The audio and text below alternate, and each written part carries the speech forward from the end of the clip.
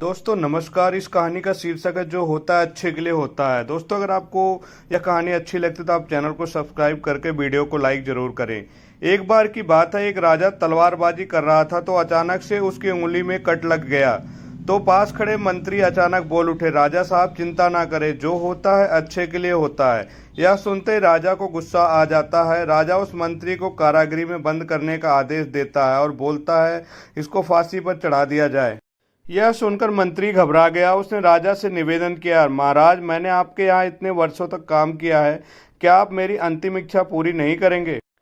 राजा बोले, ठीक है बताओ क्या है तुम्हारी अंतिम इच्छा। मंत्री बोला, कृपया मुझे 10 दिन का समय दीजिए, उसके बाद आप मुझे जो चाहे वो सजा दे दीजिए। राजा ने उसकी अंतिम इच्छा मान ली। राजा दूसरे दिन अपने सैनिकों के साथ जंगल में शिकार पर निकला।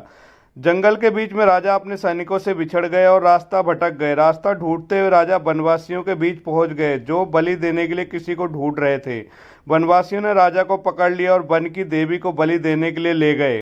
बलि देने की सारी तैयारियां पूरी हो गई। जैसे ही राजा को बलि देने के लिए स्थान पर ले जाया गया, वहां पर खड़े बुजुर्ग की नज़र राजा की खंडित उंगली पर पड़ी। उसने आवाज लगाई कि ये तो खंडित है, इसकी बलि नहीं दी जा सकती। तो वनवासियों ने राजा को छोड़ दिया। राजा जैसे तैसे वहां से निकला और अपने राज्य पहुंचा।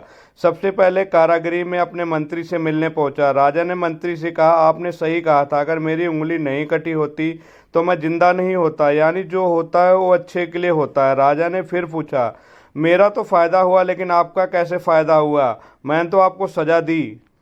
मंत्री बोला, मैं आपके साथ शिकार पर हमेशा रहता हूँ, उस दिन भी रहता, लेकिन मेरे खंडित नहीं होने के कारण मेरी बलि चढ़ जाती, इसलिए मेरे साथ भी जो हुआ अच्छा हुआ। राजा प्रसन्न हुआ, लेकिन छोटी सी बात पर मंत्री को सजा देने का दुख भी हुआ। इसलिए राजा ने मंत्री को कारागृह से निकाल कर फिर से अपने साथ रख लिया। दोस्तों अपने जीवन में भी बहुत से उतार चढ़ाव आते रहते हैं। कभी कभी कुछ चीज़ें मन मुताबिक नहीं होती, इस कारण से कभी निराश नहीं होना चाहिए।